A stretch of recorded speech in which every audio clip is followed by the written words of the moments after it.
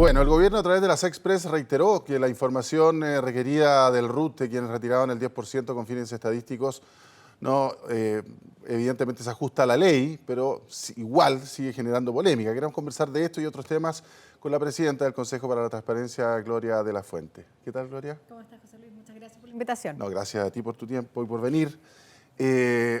Bueno, esto no parece zanjarse porque hay versiones divididas. Por un lado dicen que sí, por otro lado dicen que no.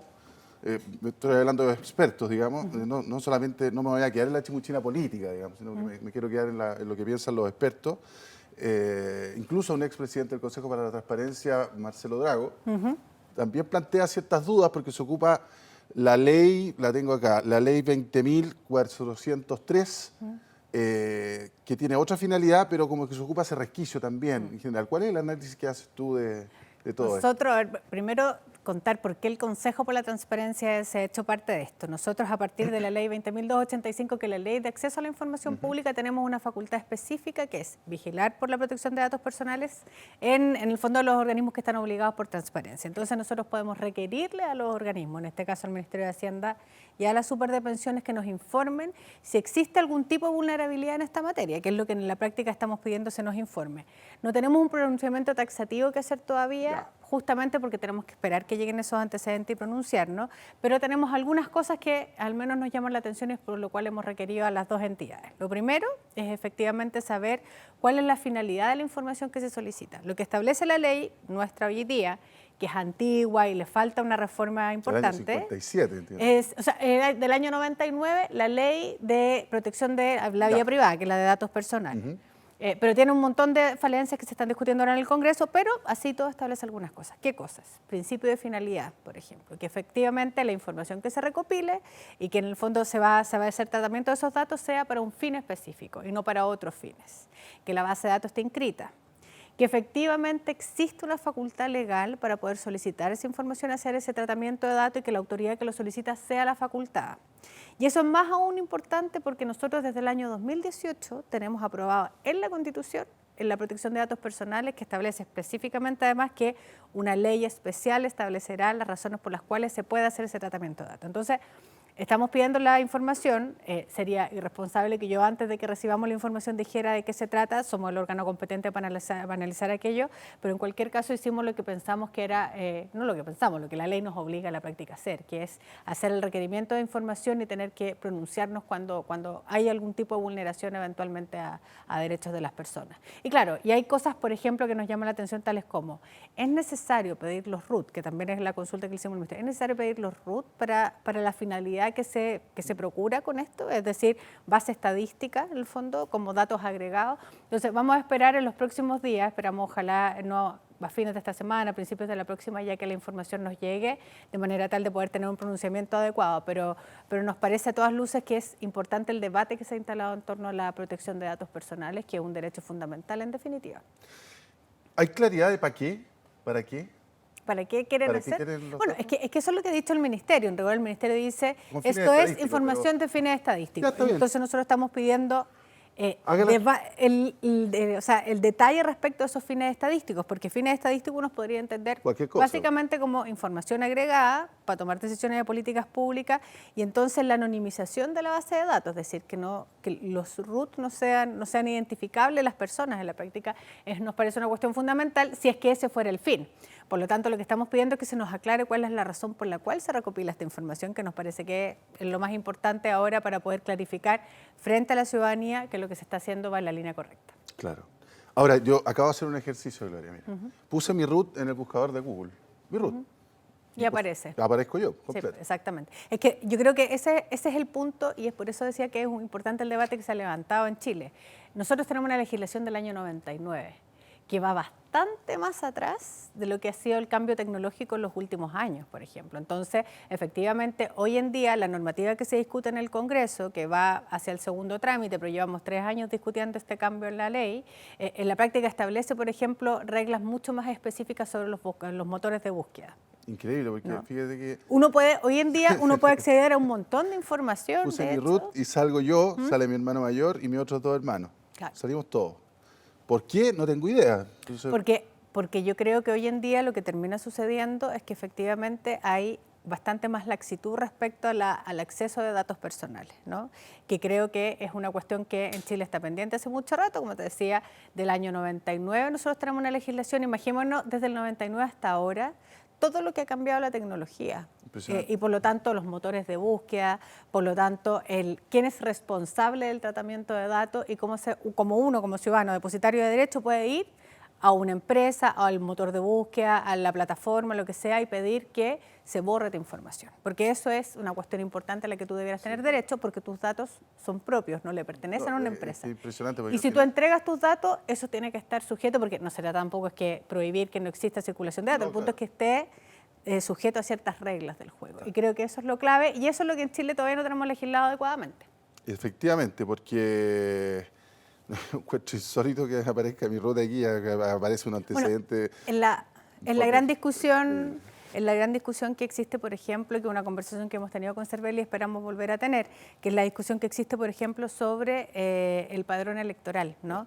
Que por razones distintas a decisiones que tienen que ver con acceso a la información y protección de datos, más bien tiene que ver con la legislación electoral, se publica el padrón con las direcciones de las personas, RUT y dirección. Horrible. Y eso es una discusión que nosotros, como digo, tenemos una posición desde el Consejo, hemos discutido con el Cervel esto, las razones por las cuales se publica el dato completo del padrón son razones que yo creo que hay que discutir.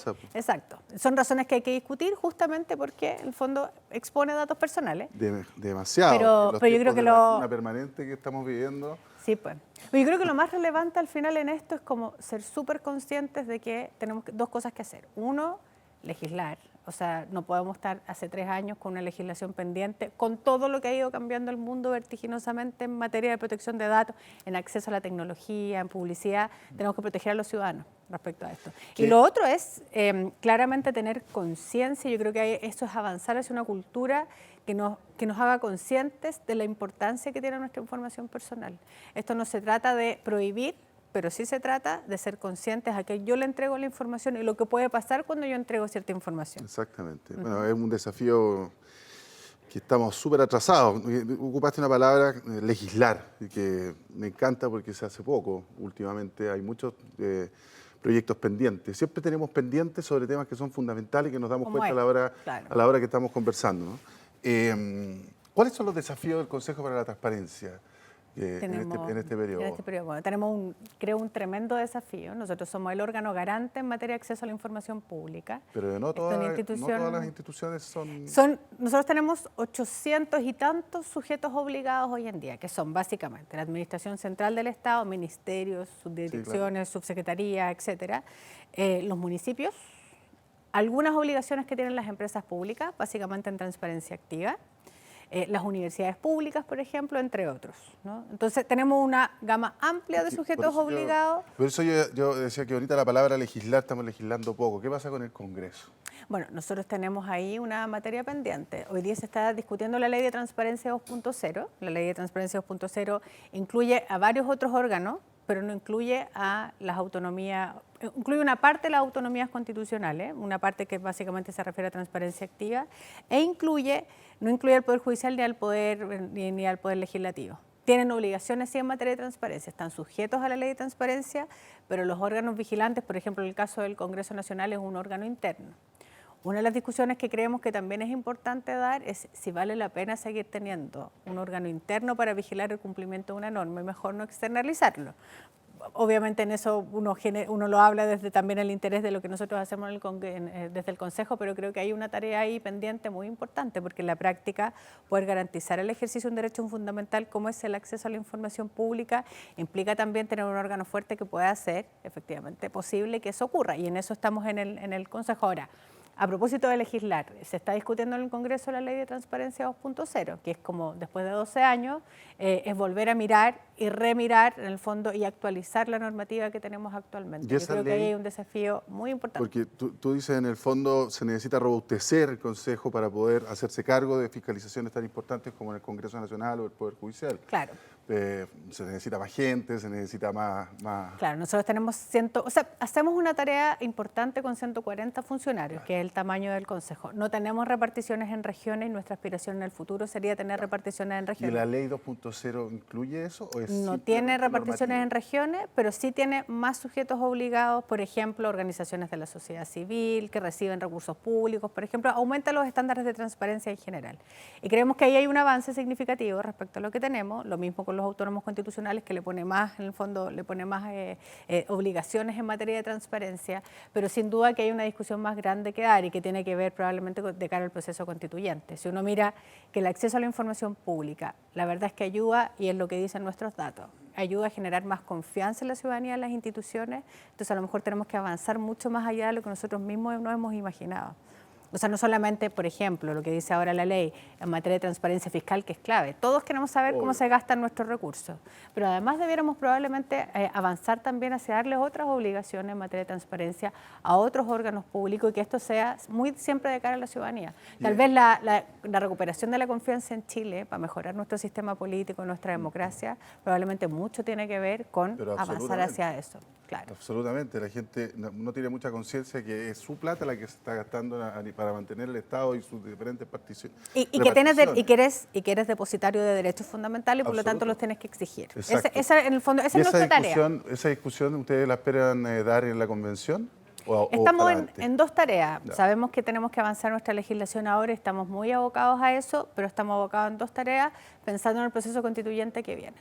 Uno es que entendiendo que la confianza en el propio proceso es muy importante, sí. Estamos muy preocupados de hacer propuestas en materia del reglamento para el funcionamiento de la convención. O sea, no es menor que, que esta discusión sea de cara a la ciudadanía que a puertas cerradas. Entonces estamos haciendo una serie de propuestas en materia de acceso a la información y transparencia para el órgano constituyente. Y luego, en materia de contenido, nos interesa que en la nueva Constitución queden consagrados los derechos de acceso a la información pública, de protección de datos personales y ojalá la autonomía constitucional del Consejo para la Transparencia, de manera de poder seguir extendiendo el trabajo que nosotros hacemos hasta ahora. Ojalá se dé. Todos queremos transparencia cada día más. Gloria de la Fuente, 1.000.000 de gracias por esta conversación y tu tiempo. Gracias, José Luis, por la conversación.